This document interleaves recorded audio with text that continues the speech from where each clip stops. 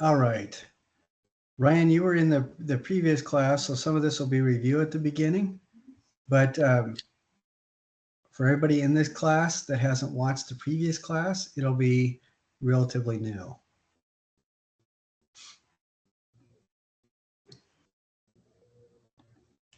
I am very happy with myself. All the grading is up to date.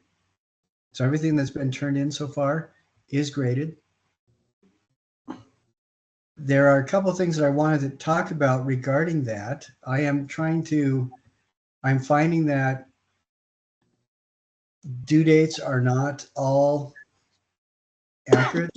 I'm trying to clean those up. I would like to blame it on the fact that with Canvas, when you pull over or insert a class that you made that you used in a previous semester, there's a function where you can adapt the dates. It's supposed to do that all automatically. And so whenever that doesn't happen, I'd like to blame it on that. But the fact is, we'll just leave it at that. We'll blame it on Canvas. But if things look like the due dates are too close together, let me know because I'll go through and fix it. I think like week 1 and week 2 reflections are both due on the same day and they should be a week apart. They should always be a week apart. Each module's reflection should be due the Sunday night after that week that the reflection is about. So if it looks like that's not the case, let me know, and it's because the date isn't accurate.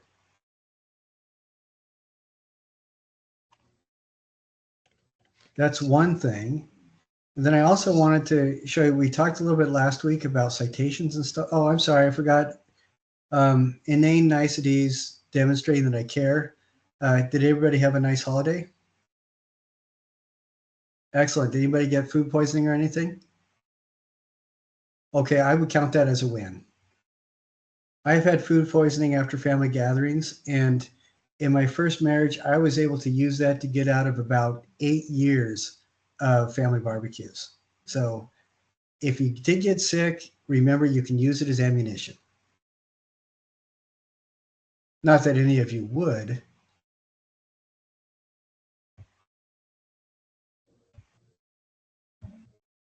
All right. Here is the Research and Discovery Projects Guidelines. I updated this page. This page is the same page in each of the modules for research and discovery projects. We notice here I have found 10 different free websites to get your citations done. And some of them do have restrictions where you can only do 3 in a day. Sometimes you can get out of that if you just switch to a different browser or open up a new browser and erase the history. That I'd be careful about erasing history if you're going to do that because sometimes you might need it. And so I have 2 browsers that I only use for this kind of stuff, so I can keep using the free services, and so that the internet doesn't keep track of all my browsing history. I find it really irritating and a little scary when you're looking up something after giving a presentation online and the browsing history starts referencing phrases that you used during your supposedly closed meeting. That always unnerves me. Anyway, all right. So, and these are all pretty good, but you still need, I would recommend and let you know, you still need to go through and double check the browsers. Or I'm sorry, not the browsers, what the citation gives you. 2 examples of this are sometimes websites will have cataloging information in the website that the citation engine will decipher as part of a person's name. You just have to be mindful of that. One example was that somebody referenced Albrecht Dürer, and he is just only the world's most amazing dry point etcher that ever. But in the particular website that the person put into the citation engine, it referred to him as Albrecht Dürer, German. And so what the citation engine turned back was that the author's name was German, comma, Albrecht Dürer. And of course, it should have been Dürer, comma, Albrecht, and the German should have just been left out. So be mindful of things like that. Just like if you ask AI to help you write an essay, you need to go back through and use your own voice. Go back through and just double check everything. The Writer's Lab, it might be a good idea to go to the Writer's Lab for the first time you come across this kind of issue. And the people there are really good, and they will let you know what things to look out for. I'm not saying you need to do that every time, but it is good to know what kinds of thing AI will make mistakes on. AI, it stands for artificial intelligence, but it's really not. It's statistical modeling to mimic human intelligence. And the AI engines, I always say please and thank you just in case, because I've watched all the Terminator movies.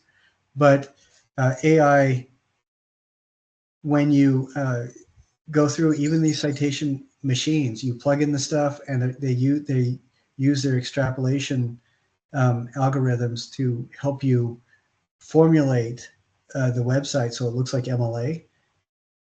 It's still, the AI engines still are there demonstrating statistical models for word use. They're not engineered to think for themselves. So that's why it's always good to double check. There is one citation engine on available, and I can't remember what it is. It's an academic one, and it does help with proper citations. But the problem with that is it is not free. You have to pay for it. And I'm trying to give you free tools. Now, was it you, Ryan, that had talked about the lawyer? Oh, okay. Because in the last class, somebody was talking. Oh no, it was Mark. That's right. Mark mentioned that a lawyer had used an AI engine to generate legal citations, legal references for a case he was working on. That's a really stupid idea, because that's a really bad idea, because again, AI just finds statistical use examples and extrapolates what a citation would be from that. It does not, so none of the citations that it would engineer would be referenced because they're all made up. So that's something to consider. But the difference between that and this is when you plug in, go to MyBib, you'll be taking the URL from your reference, plugging it into MyBib, and then MyBib will extrapolate from that URL and from the model it has of MLA standard to create a citation. And those 99% of the time, they're really good. But like I said, it's always safest to double check. So that was one thing. And as people are turning in their projects, their research stuff,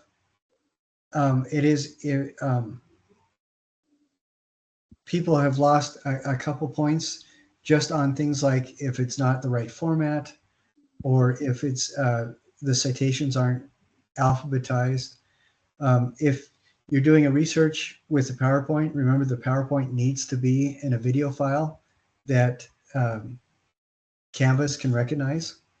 If you're doing it on through the PowerPoint program, if you go up to the top of the PowerPoint interface screen, you have all the tabs up there. I think it's way over to the right, almost the second or third one from the right will be a tab that you can actually record the PowerPoint as a video, so that you can record you talking through the different slides. I've never gotten that to work consistently. So what I will do is, if I'm going to do a PowerPoint, like for Christmas, my daughter thought it'd be fun for everybody to do a PowerPoint presentation on their favorite theme. And one of the sons-in-law, his PowerPoint was rather short. It was 3 best reasons why Lord of the Rings is the best movie cycle. And the first slide opened up a window so you could watch the first Lord of the Rings movie. The second slide, the second Lord, like that. Mine was on the architectural history of Prince Humperdinck's castle in Princess Bride.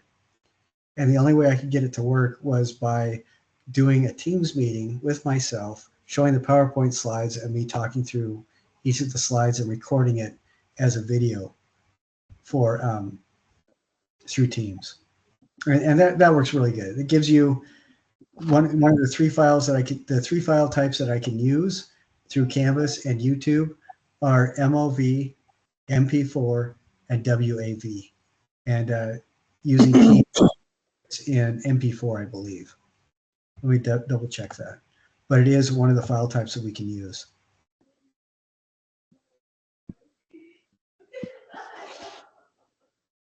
Yeah, MP4 is what Teams defaults to, which is perfect.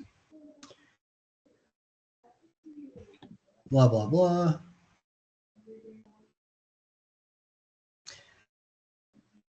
As you do each of your research or discovery projects, there's a discussion for each of those modules. Like the first one, on the discussion board, all you got to do is just submit your finished project, and that's it. And you get the points for it. That is so that other people in the class can see what you're doing and hopefully get ideas for future projects that they're doing on their own. And as you can see, this is for our class for the first project. Nobody has done that yet. As soon as when you do turn in your research or discovery project, also submit it to the discussion. It's an additional 5 points, and you're not graded on your project itself. All you're graded on is whether or not you submitted it to the discussion. All right. For today, I guess before doing that, any questions about the stuff that I've recapped?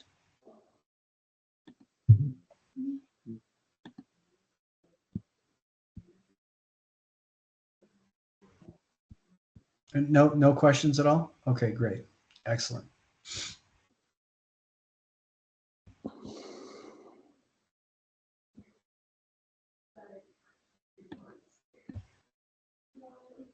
Okay, we talked about the Renaissance in Italy, the Northern Renaissance. Some of the big differences between the two is Italian Renaissance was generally funded by people heavily connected with the Catholic Church. And with that, the two barricades of the Mediterranean Ocean, Sea and the Alps, the Northern Renaissance, the Northern European Renaissance, was generally funded by merchants, and people that weren't necessarily connected to the church, and I hope everybody saw a different flavor from what you guys have been writing in your weekly reflections. It's obvious to me that you guys have a pretty good understanding of what that difference is visually, which I really appreciate. Now we're going to go sidestep. This is about the same time period. This is over in India. In India, present-day Indian border surrounds an area of, depending on which website you reference, between 400 and 600 distinct cultures. One of the reasons why historically these cultures were able to get along relatively well is because with an overarching religion like Hinduism, Hinduism in its purest form celebrates the facets of divinity, where there is this ultimate divinity, but every name, every way of worship relating to divinity is just demonstrating not necessarily an entirely separate God, even though that's how they're referred to commonly, but it's more referencing a different facet of the same deity or the same divinity. What that means is if people try to generate fervor around a religious war, it's going to be pretty difficult to sustain in the long run because people in the umbrella of the faith appreciate that differences are just differences of appearance, which I think is wonderful. But what that also means is India has found in its history lots of different ways to find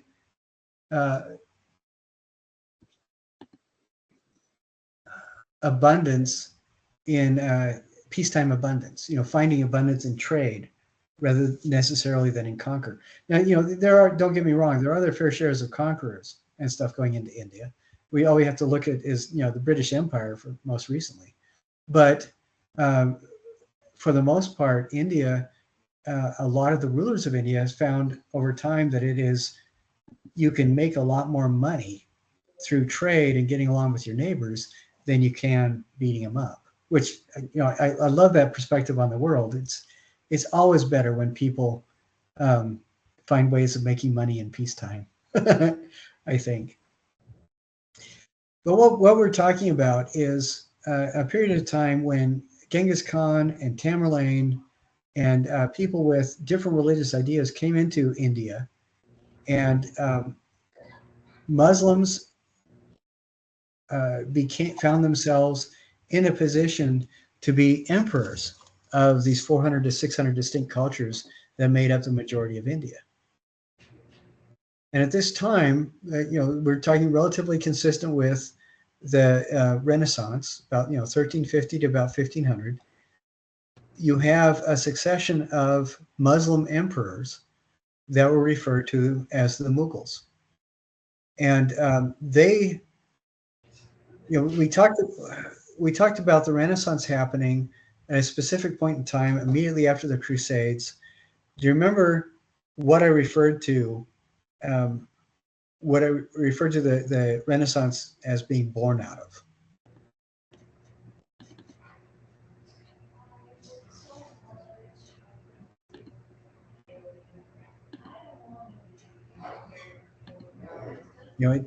This is immediate. The Renaissance happened immediately after the Crusades. All these people went back to Europe after seeing the world, and it was really a result of cross-pollination of cultures. We get Muslims coming into India. These are descendants of Tamerlane, who is a Muslim world conqueror, and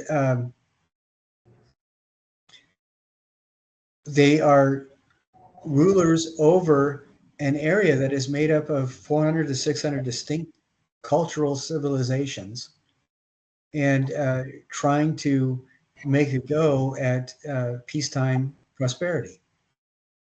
And so you get another period of time where this also represents a cultural cross-pollination. And what's fascinating to me is that you'll see resonances. If you remember your Renaissance architecture from Italy, you'll see some really strong resonances between that and Mughal architecture.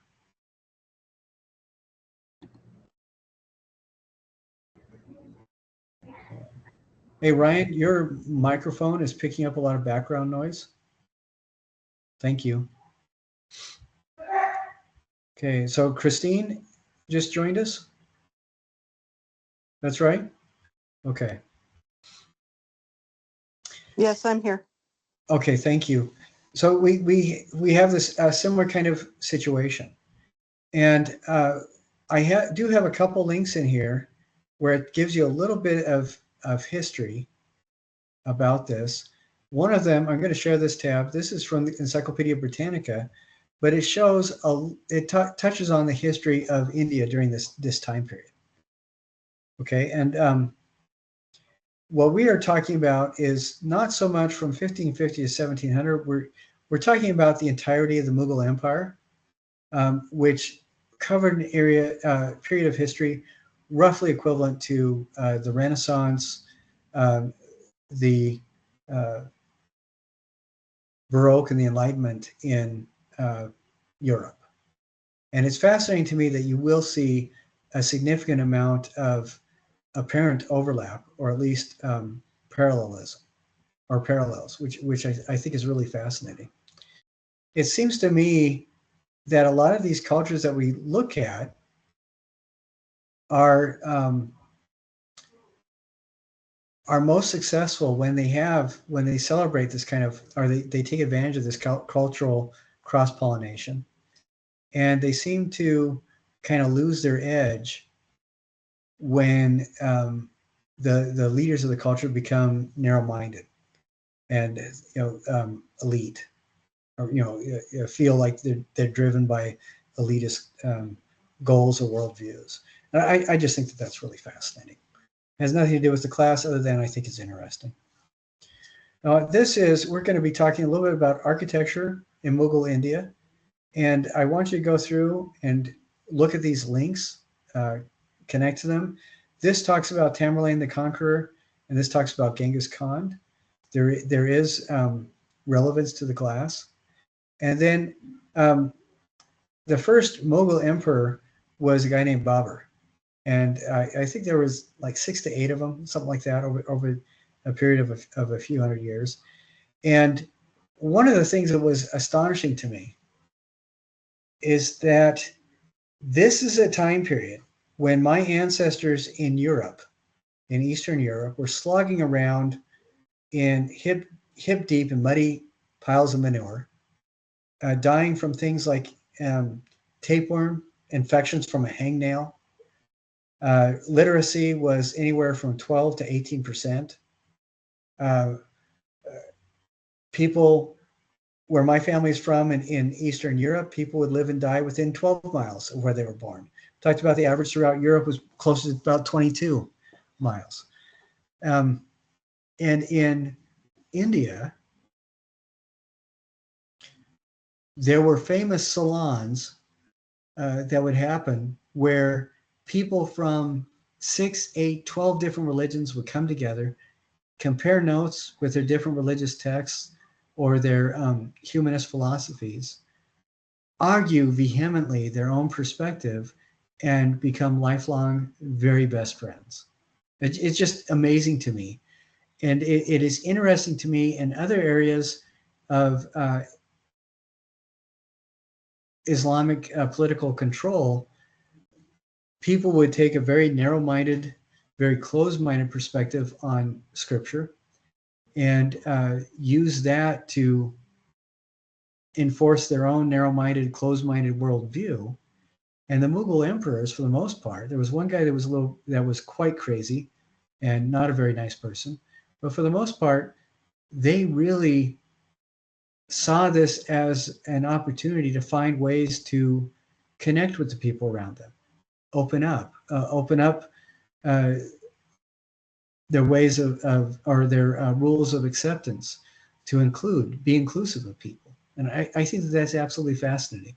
You'll see very different ways of wearing the hijab, for example, than was popular in places like Yemen, which were a little bit more culturally closed at this time. You see people experimenting with materials and math because they're also trading with scholars in China, connecting with people that are practicing Taoist medicine, Taoist magic, and alchemy.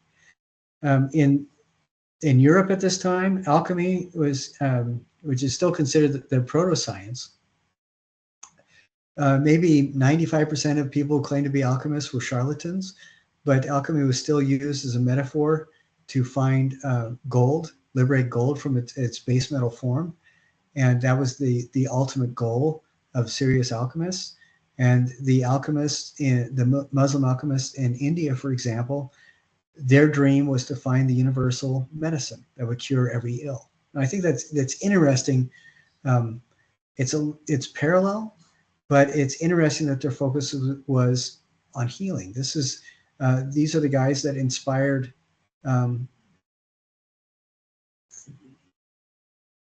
really enlightened view of things like medicine, the hunt for microscopic germs, different things like that. They understood what infection was, even if they may not have had tools to actually verify that with microscopes and things like that.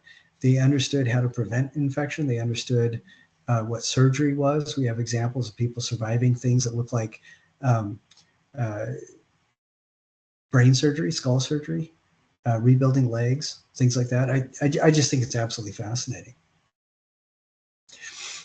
And a lot of that is because people allowed for a cross-cultural pollination. One thing that I want to point out is, and this for the last 20 25 years, I've been a scholar of Islam, Islamic art, things like that. One of my friends is Dr. Ahmed Safi, who's head of Duke University's Islamic Studies department. A lot of times when people in the Western world think of Islamic art, they think, oh, there's a prohibition against human figures in the art. And that actually comes from a very specific school of thought. It's not a prohibition from the Quran, which is the religious book in Islam. The prohibition is against limiting God to a human form, and it is against turning the human form into any sort of an icon that would replace God. The Wahhabis, which is a particular Islamic school of thought that is now very popular in different phases around the world, and in different iterations around the world, is that no true to life depiction should be followed or explored artistically, because that would open the door to potential inappropriate iconography. That is important to know, because when we look at the Muslim artists that were active during this period in India, there is a lot of human depiction. There are a couple of lectures that you can find on YouTube from Dr. Safi, who walks through this idea and demonstrates that even there are some Qurans which show human figures in the Garden of Eden, different things like that, Adam and Eve and others.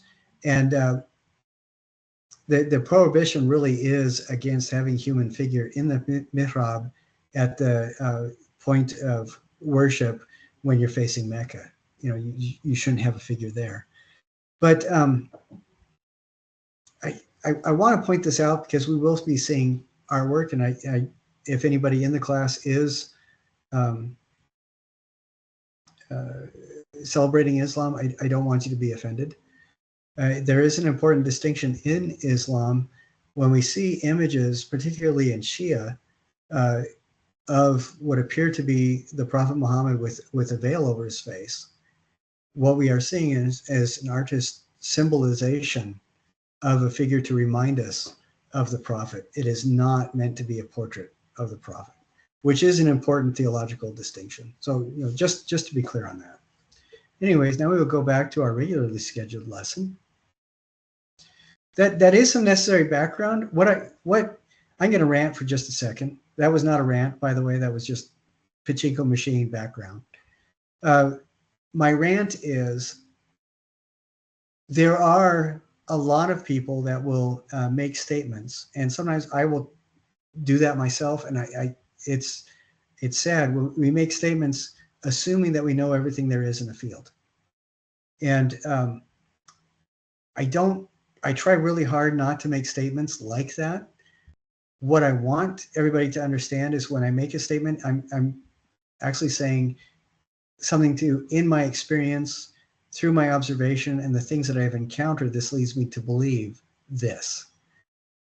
I think it's really unfortunate if we assume that portion of reality, the tiny, tiny little sliver that we experience personally, is actually a manifestation of the entire universal whole. That can get us into trouble cognitively, I think. And so when we talk about Mughal Indian art, what we're talking about is we're talking about a very broad umbrella overview. You know, there were thousands of buildings built. We're going to look at 24. Thousands and thousands and thousands of books and paintings made. We might look at 6 or 10. You see what I'm saying?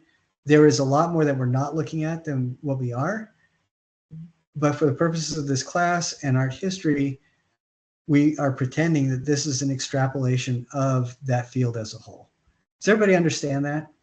I hope you do. So what I think is interesting is when somebody will say, all Muslim art is like this, all Indian art is like this, all Pakistani art is like this, when that's not the case. There are some things we can say, like we can say Iznik ceramic for its time period in that part of the world is the most technologically advanced. for about 300-mile radius around Iznik, Turkey. We can say generalizations like during the height of the Yoruba kingdoms, if a bronze was the most spectacularly executed long-term sculptural art form, of that area that survives. But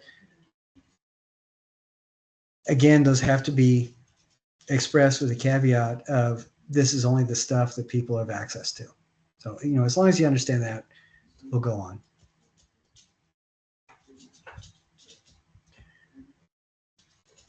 I'm sorry, I'm having a little bit of trouble sharing my screen. I do not have access to a fifth grader, so I'm a little bit crippled. Okay, here we go.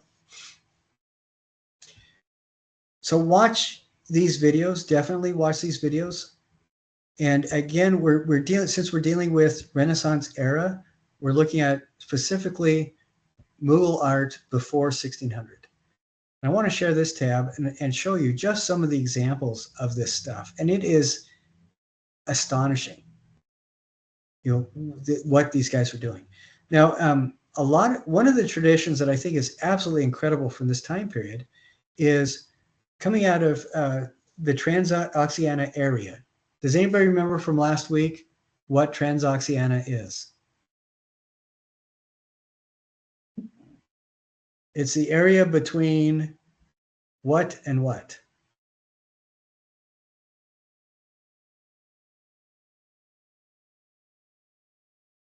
Oh, come on, please, somebody say something. Transoxiana.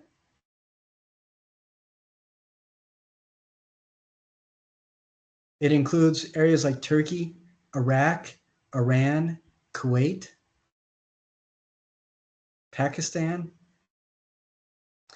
Okay, Transoxiana refers to the area between, yes, Ryan. Is it places where Alexander had influence, Alexander the Great? Actually, yeah, a lot of it is. Okay. Yeah, very nice. What the word actually means is on the way to Europe is what it means, Transoxiana, on the way to Europe. And it references all the areas between Asia, the Asia to the east and Europe to the west. So it's that space roughly between India and the Caucasus, the Black Sea, that kind of area. And in that area, we're still looking at the metropolitan art things. What all these paintings are is in this area, there was a prestige item market that was the Nameh market. Nameh is essentially book, is what it means. And these were books that are about the size, about maybe twice this, about the size of an average sheet of paper, maybe twice the size. So about maybe 9 inches wide to 12 inches wide, maybe 10 inches high to 20 inches high, that kind of a size. And what these are actually miniature paintings. And most of these paintings are going to be smaller than a regular size sheet of paper. And I want you to look at the detail in these is just astounding. So this head right here, it's smaller than a dime. And so while people during the Renaissance are making these gigantic wall-sized paintings, these people in India were following the Nameh tradition, which had started about 600 years earlier, and making incredibly complicated tiny designs. What contemporary artwork does this remind you of? What contemporary art form?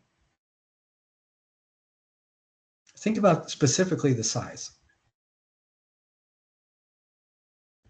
And when I look at this, I look at something reminiscent of a panel structure, particularly something like this, or when there's multiple scenes like in this. These are the precursors to today's comic books and graphic novels. And that's essentially exactly what they were. They were books about the lives of the kings, or Shahnameh. Shah is a king or ruler or emperor, and Nameh is a book. So a Nameh was something that it would combine. It would combine historical events, family stories, with fantasy events and myth and legends.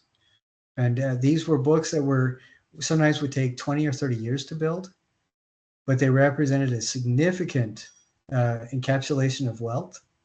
And when they were given as a gift to somebody, it was essentially you were paying for 20 scholars to work and artists to work together for 15 years to create this thing for a friend. And so they were really important things. But because of that, I want this artwork. Another conceit that we've talked about a little bit is that outside of the Renaissance, none of our ancestors knew how to do anything realistically. Look again at the detail in these paintings. Again, these paintings are super tiny. I mean, you look at, she is definitely stylized. He is definitely stylized. But you look at some of these things, they're very, very naturalistic. And she is a little bit more believable to me than that first Renaissance painting of Mary, the Madonna and Child that we saw. She doesn't look nearly as distorted as that one painting we saw. And so I think it is really fascinating to me. This was a very popular style of art. And I have a couple original paintings by some Persian professionals in this style, and it's still in areas in India and throughout other parts of Transoxiana. This is still a really popular art form, a really strongly active medium, which I just think it's interesting. Anyway, I wanted to walk through some of the things that I think might be just interesting to you. Of course, I already showed you down there what the description is. But do any of you recognize the geometry in this form? Anybody see any of the geometry in there? This is something called the diagram of the City of Heaven. It was a metaphysical diagram that was really popular by European mystics from about Carolingian times all the way through to well past Isaac Newton. It was used as an exploratory device to meditate on as you drew it, but it was also, and it symbolizes, it represents a map of the City of Heaven as described by both Paul and John the Revelator in the New Testament. What is interesting to me is if we scroll down a little bit, you see that there is some overlay of geometry. This is a Persian garden. This is actually from the Zoroastrian tradition. It's another basically religious diagram. And I hope you guys can see that there is some geometry. Look at how this is laid out. There is some relationship to this. I mean, we can draw lines back and forth. We see this very obvious horizontal line, very obvious vertical line. There's a lot of stuff going on here, an awareness of quadrants. And these two designs themselves, when you start looking at religious medieval architecture throughout Europe, European-controlled North Africa, Transoxiana into India, you see this common reference quite a bit. And I think it's one of these kind of unspoken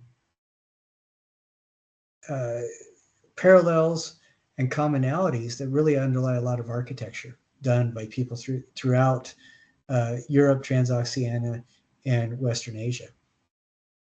What's really fascinating to me, and I'll mention a couple different churches and a tomb. The Taj Mahal, built by a Mughal emperor, uses these two diagrams. The City of Heaven by Paul, as well as the Persian Garden. So does the Church of the Holy Sepulchre in Jerusalem, as well as the Dome of the Rock, also in Jerusalem. And I think it's fascinating that that's three different iterations of faith. You get a Hindu-influenced Islam in India. You get a very strongly cross-pollinated Christianity in Jerusalem, and then you also get Umayyad Islam in Jerusalem as well. But they are all using very similar geometry. You also see this showing up in things like Buddhist temple sites, as well as Hindu temple sites, and other things as well. I just think that's fascinating. Something to keep in the back of your head.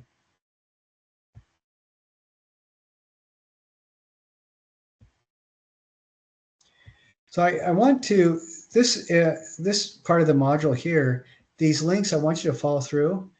And these talk about Mughal architecture and give some really good examples of them. This Red Fort documentary, a lot of the Red Fort documentaries, a lot of the Mughal architecture documentaries are done by university and high school students in India. So a lot of them are going to be in Hindi with English subtitles. And I think this one might be in English with Hindi subtitles, which is kind of fun if you're into that. But I want to share some of these with you and have you, let's see. A lot of these are videos. I don't want to necessarily share the video with you right now, but I do want to walk you through the visual one here. And I want to see if you, we're going to look through here. And after we look through them, I want to see if you guys can identify some commonalities. Do you remember the 4 steps of artistic critique, or the 4 tools? Anybody? We talked about that at the very beginning of the class. The first one is describe. Second one is analyze. That is how they built it. Third one is interpret. What could it mean? And the fourth is evaluate. Is it successful? Think about those 4 steps as we look at this architecture. Okay. Now, as we look at this, this, of course, is the Taj Mahal. And we'll look at it in this module. You'll also come to a site that gives you a floor plan. There's a couple, and we're going to walk you through this as I describe it, and then I want you to look for these things and other stuff as we move forward. These are called muezzin, or call to prayer towers. They're muezzin towers. Now, something that's interesting about the architecture on this is, look at the shape of this dome. We commonly will call this like an onion dome. You see it a lot in Russian Orthodox cathedrals, for example, like St. Basil's in Moscow has a lot of things like this. This was used quite a bit in the Eastern Roman Empire type churches rather than the Western Roman, which had the more recognizably Roman domes, which are just basically half spheres. We also have these cupolas here, cupolas, however you want to pronounce it. I don't know the correct way. I want you to look at this. At the facade here, we see that there is kind of a fancy schmancy texture that is generated by with different kinds of material. On this, it's an inlay of one stone into another, where the colors are almost identical, but it's enough that you can see the fancy schmanciness. And I want you to see this particular kind of arch. This is not the Gothic arch. The Gothic arch is made by overlapping 2 hemispheres, scribing 2 half circles. This is not that. This is actually, let's see, 1, 2, this is a 4-point arch, which means that a horizontal line is drawn, and then by using 2 different compass widths, the architect generates this first curve and this second curve, and then has to use two separate points to generate this curve and then that, which is almost flat. Now, what is interesting about this is anybody familiar with the term wadi? Has anybody heard that? A wadi is basically like an Airbnb during about 1,000 years ago. Trade routes would oftentimes go through really inhospitable areas, and people who had a lot of money would build these complexes, usually like with a well or a water site within them, designed to keep travelers safe and give them a place to stay overnight when they just move through. So it was basically an unpatrolled Airbnb. And people would make improvements, fix it, or if they belonged to one family that controlled the region, they would fix it and keep it, upkeep it periodically.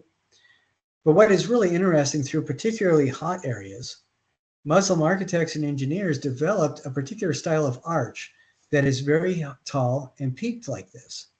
This arch is what is very interesting about this arch is that the way or the height of it helps to capture air as it rises, and this particular shape up here forces the air to move around a little bit differently than it would in a Roman style arch.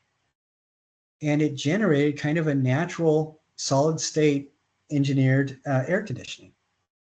What's really fascinating to me is that while Muslims were developing this at almost the same time in the Middle East or Transoxiana, the Yavapai Indians in North Arizona developed the similar kind of architecture to keep their air circulating as well.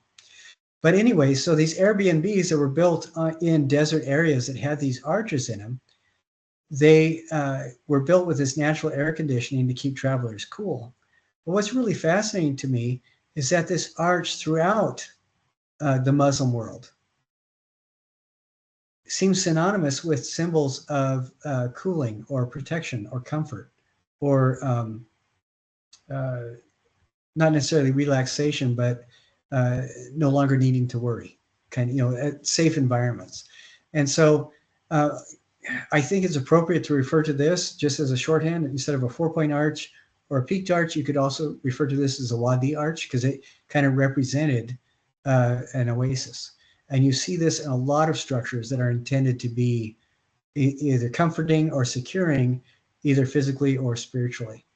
So I think that's interesting. So that's a couple things to be mindful of. An architecture that uses multiple materials with what appears to be a pattern that almost like a gingerbread type icing pattern. You have these particular shaped domes, particularly shaped cupolas, and these kind of peaked arches. So if we go down and look at different kinds of architecture, now this is a manufactured architecture that's intended as a diagram.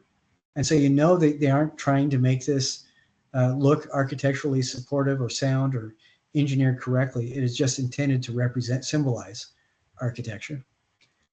And then as you scroll down through this page, it shows you several different examples. And I want to look at this. I'm going to talk through this a little bit, and then and I'll have you guys talk about the next image that we look at.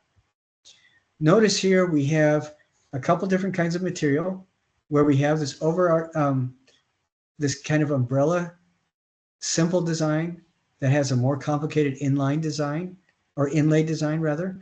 We have red sandstone and we have white marble. So two different kinds of stones, just like you saw in the Taj Mahal.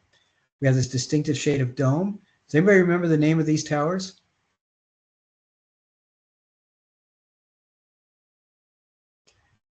Yes, Jenny. They're the prayer towers. Right, yeah. Excellent. They're the prayer towers. Another term for that is muezzin. And then what kind of arch is this? It's not a Roman style arch. It's a 4-point arch.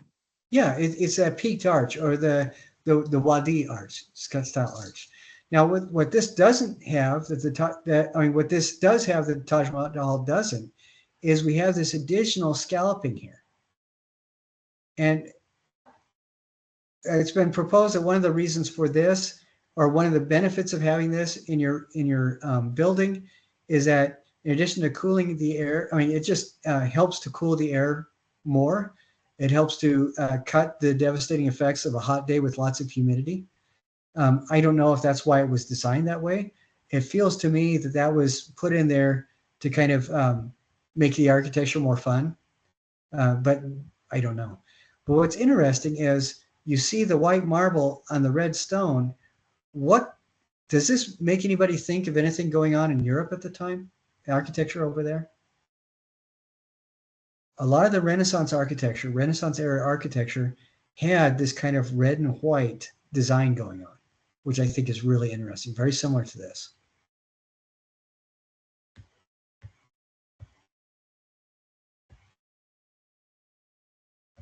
So we have the red sandstone, we have inlaid materials. A lot of these buildings, you'll also see fortifications that are very reminiscent of the Crusader era, more Western stuff, where you have the crenellations and dental molding. A lot of these things, see these little bumps that come out from the wall? They had holes in them, and you could dump everything from sewage to boiling oil down on whoever was standing underneath the wall, which really kind of sucks for whoever's standing under the wall. But gross, you'd want to collect that anyway. And this, of course, is back to the Taj Mahal again. And you can see a lot of the same kinds of geometrical shapes going on. The pointed arch, the onion dome, the prayer towers or muezzin towers, and these pointed arches. I said that twice. Inlaid, 2 different kinds of inlaid stone. And this is really kind of interesting because that we have the Taj Mahal here that is almost entirely white. And then here we have this is part of the same building complex. We have another building.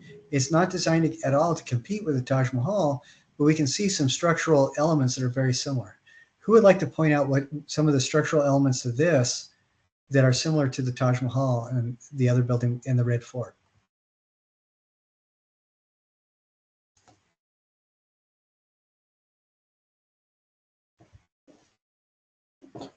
We have, what are these? And the praying towers. Right. And in this, I think my thoughts is that this is going to be more of a secular building.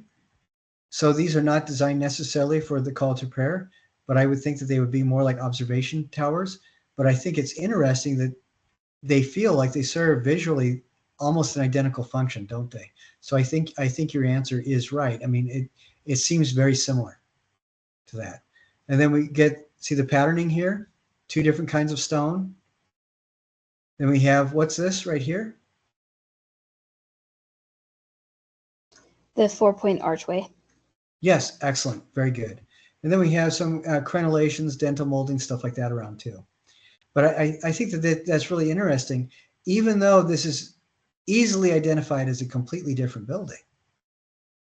It's fascinating that there's still a lot of architectural features that are very similar. Now here's one which is this is the Red Fort, and it's almost entirely just red sandstone.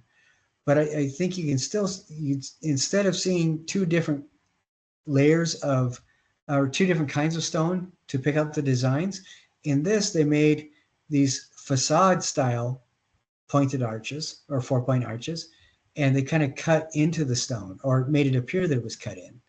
You have these really interesting things that look kind of like pointed crenellations almost. You've got the 4 observation towers around it with the cupolas, and you get another cupola here, so it doesn't have the onion dome, but it has a lot of other elements that I think are very connected to the other things that we saw with the Mughal architecture. I think, and you can see a lot of that going on here too. I love this building. This is the Badshaahi Mosque in Lahore. And here, well, why don't you guys tell me, what are the things that you see? This is a mosque, so these are not going to be observation towers. They are going to be prayer towers. Well, what are some of the other things that you see? Like right here, what's this? The onion dome.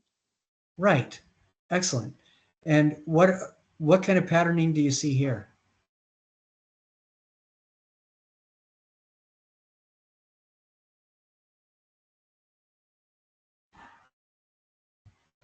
The two-tone block. Right, yeah, exactly. And then we have, what kind of arch is this? It's the 4-point arch. Yes, excellent. And then, I don't know, can you guys see, what do we have going on inside this arch?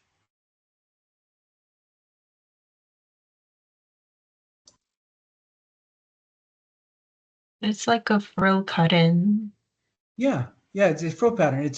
It's called scalloping, but you get that fancy thing. Remember, the second thing we looked at had that as well.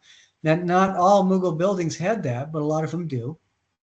One thing that I think is really kind of interesting about the onion dome that a lot of people don't talk about is, imagine being inside this building and looking up through the dome into the top here. In a Roman style dome, you're going to see where the edge of the dome attaches to the wall. Are you going to see that inside of this dome looking up?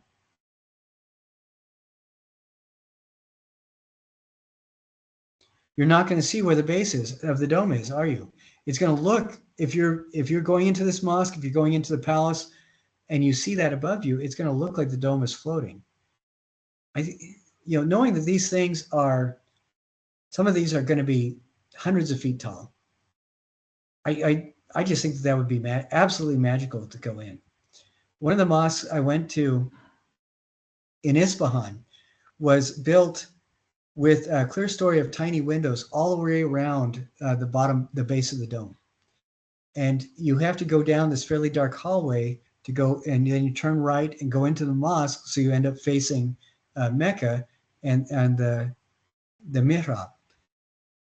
When you look up, your eyes are a little bit, are still adjusting from the darkened hallway you walk through, and to see that clear story of tiny windows at the base of the dome, it looks like the dome is resting on a ring of light. And for a moment, it's just magical. It's just amazing. And I can't help but think that you'd have something of a similar effect walking in as a visitor to see that. I think that would just be astounding.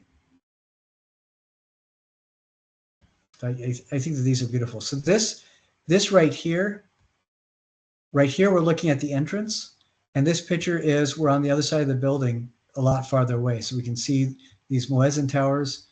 There you have big ones outside the courtyard, and then you have smaller ones right outside the main building.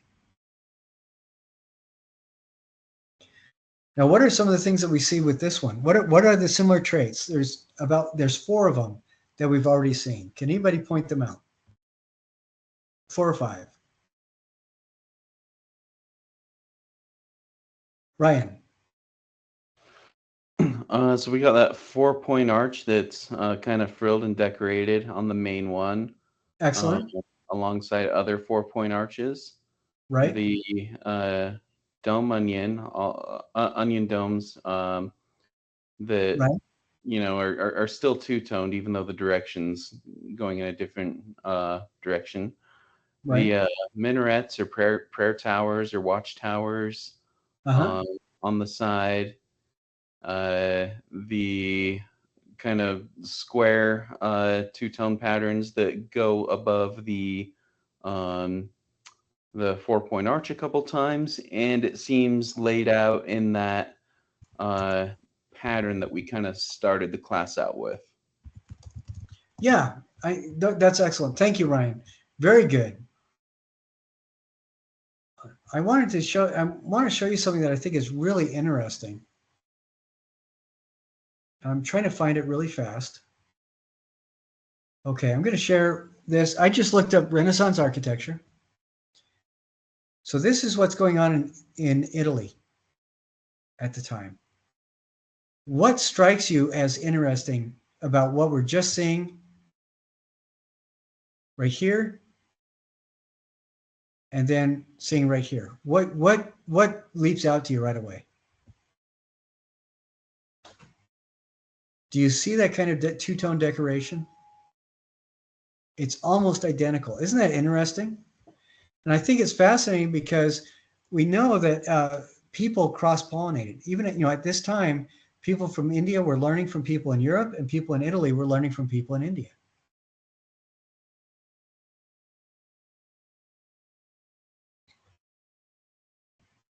Okay, and I'm going to, so would really like you to go through, that whole website and just scan through and see if you can pick out, identify more of that kind of stuff. What are those similarities? See, get to the point where you maybe become comfortable with identifying Mughal architecture, because I think you'll see, even though we can see a lot of similarities between that and Renaissance Italy architecture, I think that it's fair to say that Mughal architecture is its own thing, and it's rather distinctive.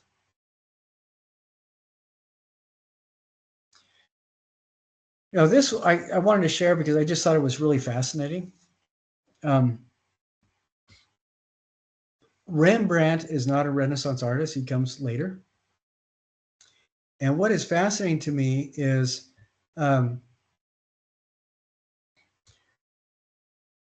in Rembrandt collection of Rembrandt materials, a curator a few years ago found some rather interesting sketches. She came across some, and one of these is an interview with that right here. It's an interview with that curator.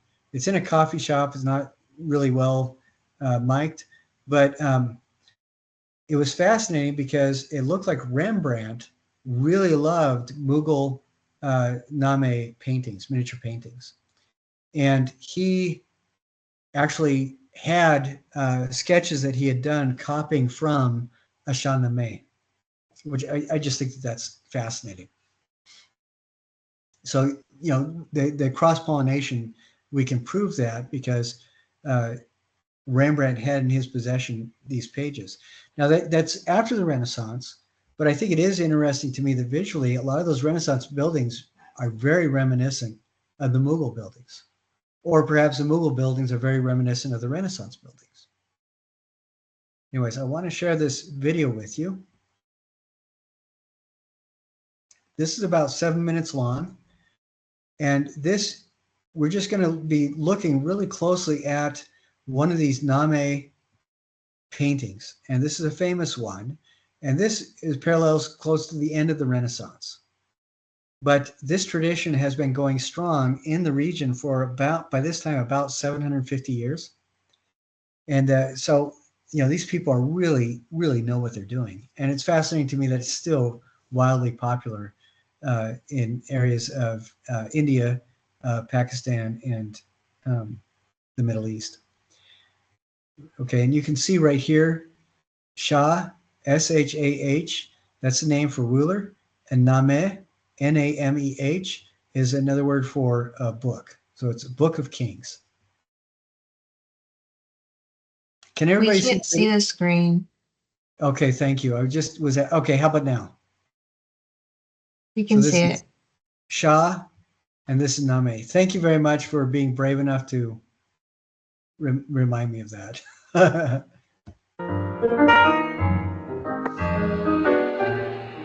We're standing in the galleries in the Aga Khan Museum in Toronto, looking at one of the most famous, if not the most celebrated Persian miniature. It is absolutely drop-dead stunning. This is a single folio, that is a single page from a much larger book. The Shahnameh was composed around the year 1000, 1010. There were many, many manuscripts of the Shahnameh. This particular manuscript was produced with 258 illustrations around the year 1525, 1535. So a good 500 years after the composition of the text. Shahnameh means the Book of Kings, and it is literally a mytho-history of the rulers of ancient Persia. The Shahnameh covers the reign of 50 kings, so frequently scholars talk about the text as having 3 sections, the first being a mythical section, the second being a heroic section, and the third being a historical section. This volume would have been fabulously expensive to produce. It took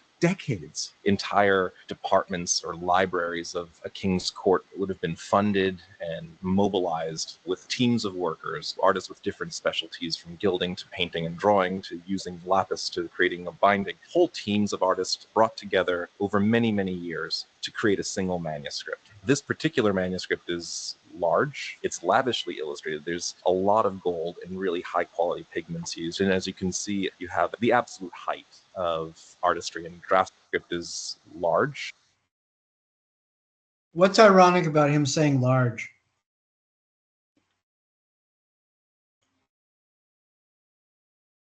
That they're done in miniature.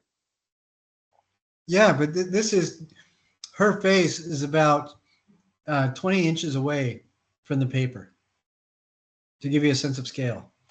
So this is about 8 by maybe 11, that rectangle there. It is tiny. And the detail, as we watch the rest of the short video, the detail is just astonishing. It's lavishly illustrated. There's a lot of gold and really high quality pigments used. And as you can see, you have the absolute height of artistry and draftsmanship coming together to create an incredibly gorgeous scene. The longer I look, the more I see. There are the three principal figures, but then there are an almost uncountable number of subsidiary figures, some that are so subtle that they're almost impossible to recognize. You also have animals. You have embedded figures in the stones themselves in a sort of playful way to engage your viewing of this. These pictures were meant to be lovingly contemplated. They were meant to draw you in. Here we see the principal figure, Geomars, the first king in the Persian tradition, and he's the one who brings civilization to the world. And so we see here a coming together of all different kinds of people who've just learned how to live in a civilized, harmonious way. And even the animals are seated side by side in absolute harmony. The king is seated at the mountain top, and below him you can see a waterfall that I'm assuming was once bright silver, spilling down into this lush landscape that's filled with vegetation, it's filled with animals, and it is like a paradise. That's right. It's a paradise, and it's a paradise on the brink of being lost. This is one of the great poignancies of this painting. We believe that the figure that Guilmars is signaling toward is his son, who's about to be killed by the armies of the son of the devil. And we see this moment of coming together of humanity, of peace between peoples, but with the gesture of the king toward his son, who's about to be lost. We have the foretelling of imminent doom. It's a piece that hovers on the precipice of great drama. The verdant landscape is so rich, it's so fruitful that it literally spills out of the frame of the image onto the page itself. And that page is not plain, but speckled with this wonderful, playful application of gold. With this mobilization of great artistic genius behind this piece, we have the gold speckled borders, as well as this beautifully executed landscape, not just verdant greenery, but also multicolor rocks that spill out from beyond the inner margins. In doing that, it brings you into this world. And so we have a real sense of a play with depth. We're not just looking at a flat series of elegantly applied colors. We're actually looking into a world. When I look at the clouds against that gold background, or the way some of those rock formations are delineated, I can't help but think about the great history of Chinese painting. For many centuries preceding the creation of this manuscript, there was really intensive interaction between East Asia and the Iranian world that was most prominently affected by the establishment of a Mughal empire that stretched across the entire expanse of Asia, essentially. With that, you had an exchange of ideas, an exchange of visual forms, an exchange of techniques that get really digested into the Persian painting repertoire. And it's important to note that the script itself is its own art form, and one that is prominent in art throughout the Islamic world. That's right. Calligraphy is really the highest form of art traditionally in the Islamic world. And that's because the word is itself central to Islam. But this is not religious text. This is secular text. This is about the history of Persia, and it's important to Iran as an expression of Iran's historical identity. That's right. The Shahnameh was composed at a time that historians call the Iranian Revival. It's at a moment after the Islamicization of the Iranian world, when literature and language in Persian was being reinvigorated. And this particular text is actually a combination of a lot of different mini epics that were stitched together and versified by the poet Ferdowsi as an expression of this new revived consciousness of Iranianness at the turn of the 11th century. And then half a millennium later, there's an additional revival when the Safavid reestablished the unity of Persia. That's right. In 1501, you have the establishment of the Safavid dynasty, and within a decade or two, you have the quick consolidation of all the former territories of Iran, which had previously been quite atomized. With this reunification, you have the dominance, once again, of Persian literary forms. Also, the Safavids are quite well known for establishing Shi'ism as the state religion of Iran. It's an incredibly historical manuscript. The text, of course, is central to Iranian identity as the book of Iranian kingship, but also because this is one of the very few, if not the only, painting in the Persian tradition that is actually recorded and spoken about by contemporary historian. A couple decades after this was produced, in the 1540s, a writer, Dust Mohammed,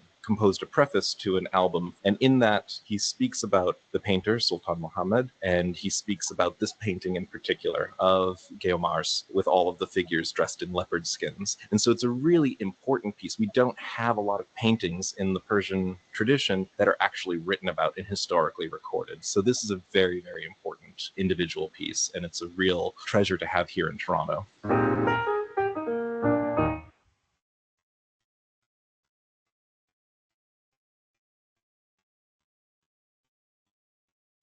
I really love that. It is astounding to me just the level of detail that this artist was able to get. I mean, this face right here, you know, a dime is about this big. And you can, I mean, it's just astounding how much detail somebody was able to do. That's over 500 years ago. It's astonishing to me. And the reason why I'm talking about miniature painting quite a bit is because that is one of the hallmarks. That and the particular style of architecture are two of the hallmarks of the Mughal era artwork, you know, construction that was done. Now, I did another video that I wanted to I want you guys to see. Well, I want you to see all the videos. But one thing that I thought was particularly fun about this is Lady Mechanica is one of my favorite comic book artists, graphic novelist.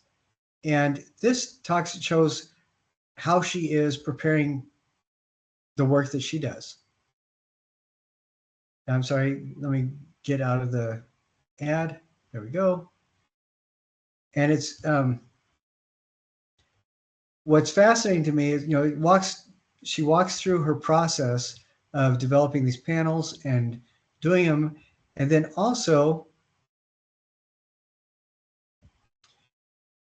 the Pari, which is what miniature painting is called in India. This is in a contemporary workshop where the person is demonstrating what they do in their workshop, and just today. So this person is following that same kind of Mughal era tradition in creating what a single panel in their book. And these are united because they are both following the same artistic tradition developed by, or not developed necessarily, but expanded significantly by the Mughal era people. And then this video talks about the use of color and how they develop color in this thing. And one thing I like about this is it shows several different of these panels. And it's interesting to me, you'll see examples of paintings where one thing happens, and then you'll see examples of paintings where several things are happening, and they're separated by comic panels, just like today. Sometimes it is one panel or one single portrait over the entire thing. Well, I went to a miniature painting museum, and it was interesting to me that in the museum they gave several different examples of these kinds of this style of painting that was in Persia at the time, but it also comes out of India. And this is still Mughal work. And what's fascinating about this is that this is a Mughal painting about Muslims. And, you know, think of how Muslim women are portrayed in today's media. This is very different. Her hijab is gauzy. It's almost see-through. Her top is definitely in the Indian tradition, where the top is either see-through or non-existent. The jacket came into the opaque jacket came into popular use in the 19th century because of British colonization. And which is, you know, and so this depiction of a woman in high Mughal tradition is very different than what we would expect to see today.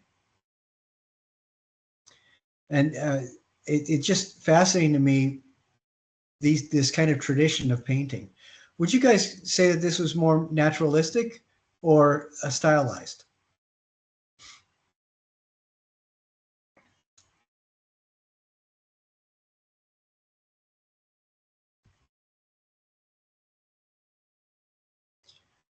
I think there are parts of this that are very naturalistic, and there are parts of this that are stylized. The architecture seems to be more used as a device to separate panels, like you would in a comic book today. But you get the faces, the portraits that are supposed to be identifiable as individuals. It looks to me like they are very naturalistic.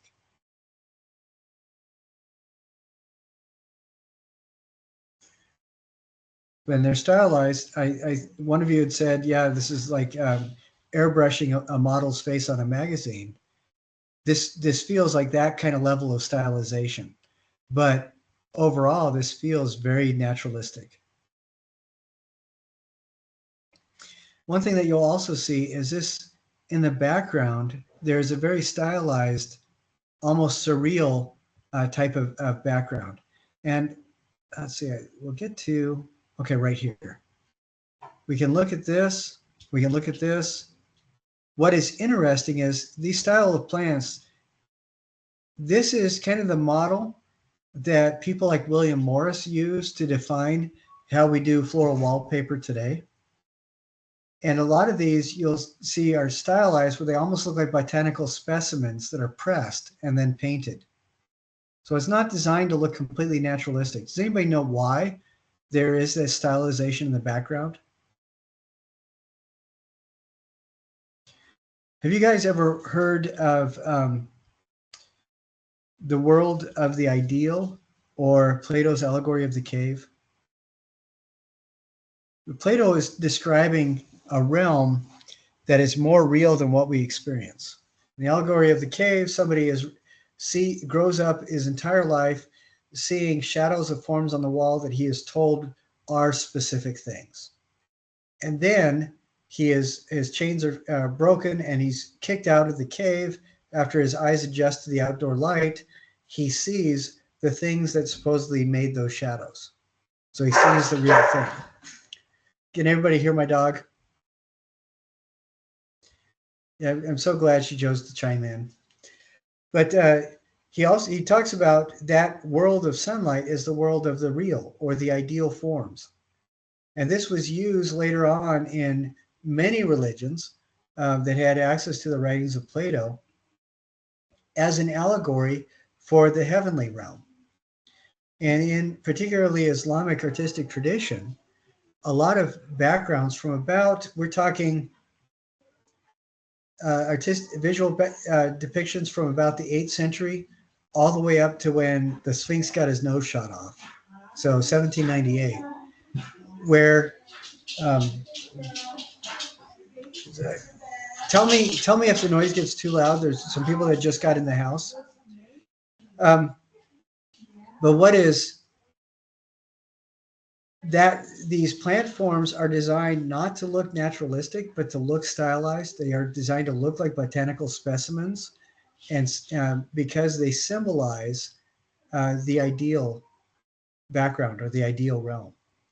And it's a way of taking the realistically portrayed person out of uh, the everyday world and putting them into a timeless space. You'll see it's the Mughals painters are doing something similar by putting this idealized realm or idealized background around the central forms, and the same kind of way that people would idealize forms in Greek and Roman sculpture, where they're not supposed to look like the real world. They're supposed to help you understand that this is a depiction of something that is timeless. Does that make sense to everybody? You kind of follow that? So when we look at these, flattened botanical specimens, they are to signify that whatever this depiction is of, it's meant to be considered to be timeless. Like this guy, this isn't what his garden actually looks like. This isn't what the space around his palace actually looks like. It's meant to signify that this guy is always and forever going to be exactly 33 years old, and that's how we're supposed to remember him forever on into the future.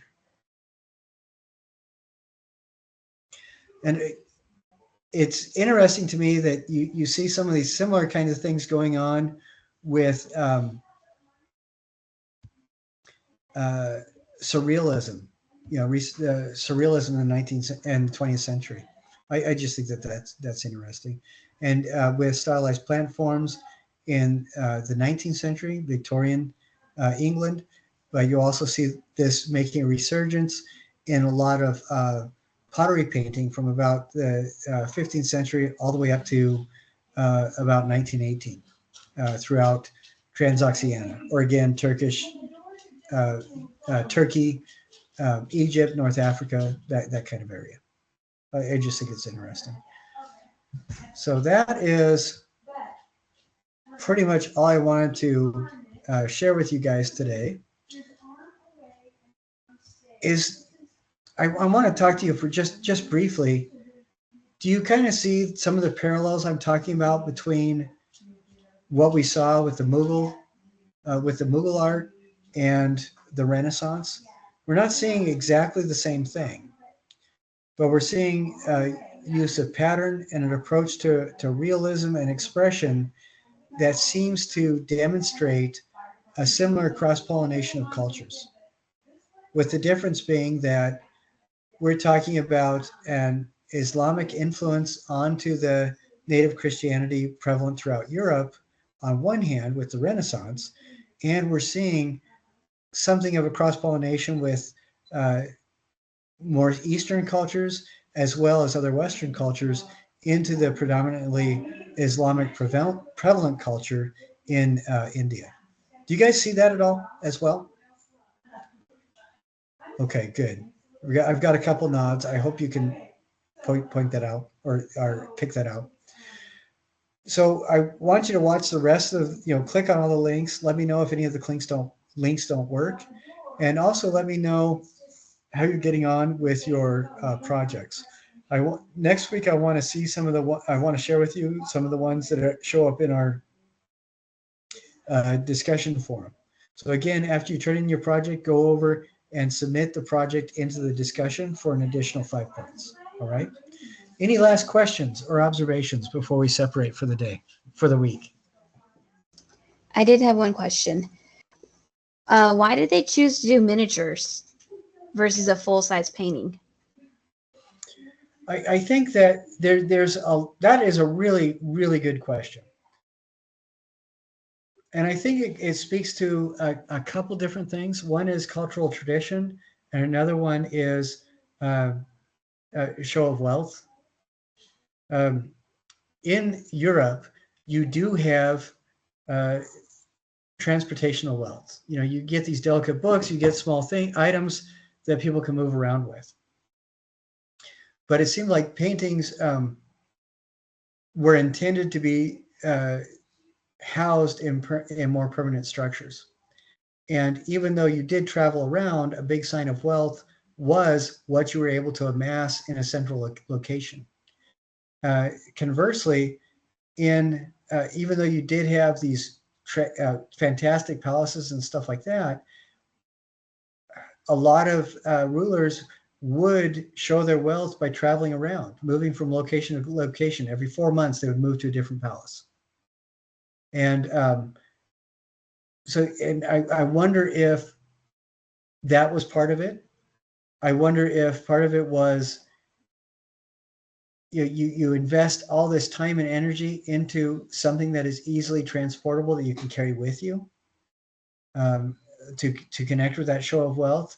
I wonder if this was a way to really demonstrate economic solidarity around a particular figure, a particular ruler or emperor.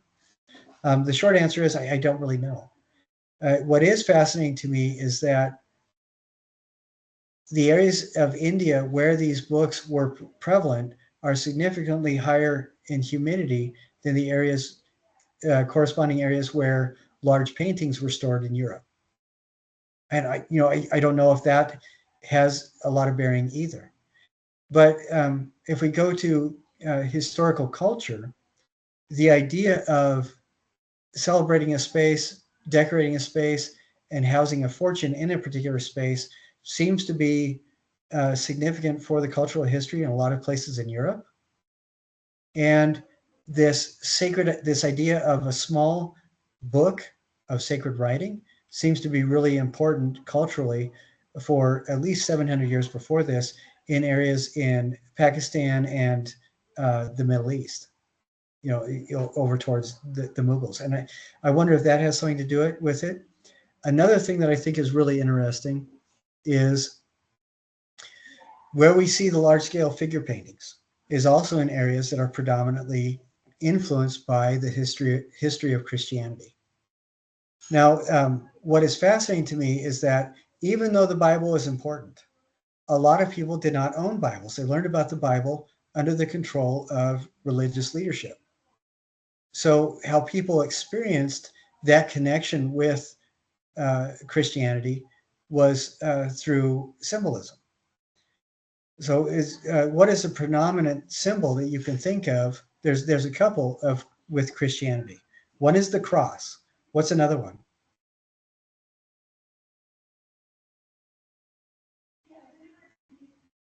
What was the word in Christianity?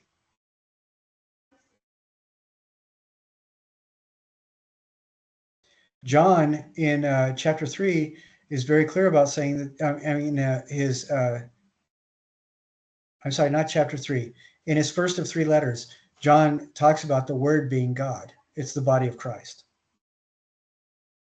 And it's interesting to me that in every chapel, every private chapel, every room of somebody who was devout, they would have a body of Christ somewhere, like a crucifix, body of Christ on the cross.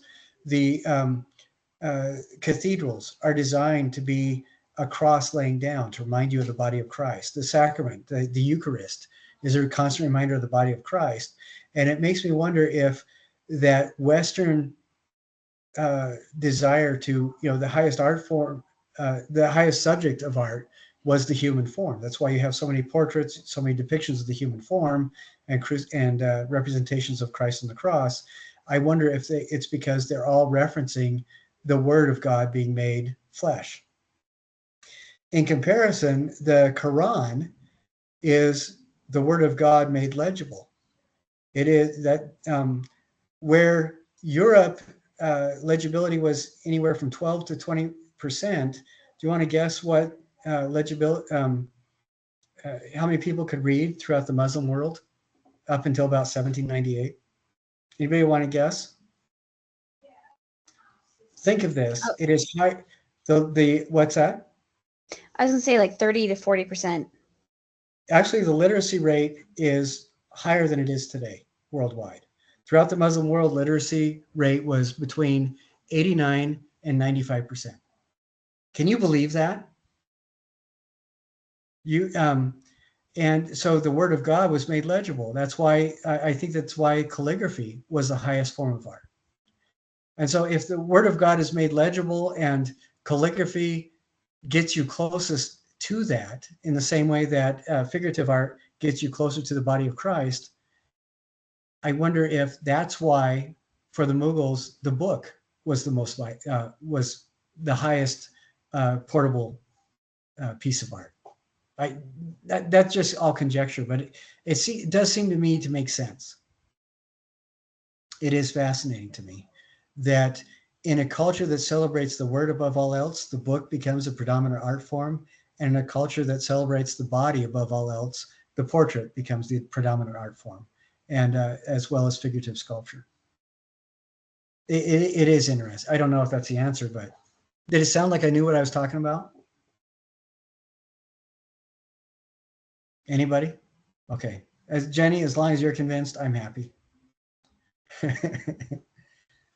But that would be an interesting project if anybody wants to undertake, and see, do some more research and find out maybe if there's any reasons listed as to why. That might be fascinating to explore. Any other questions before we separate?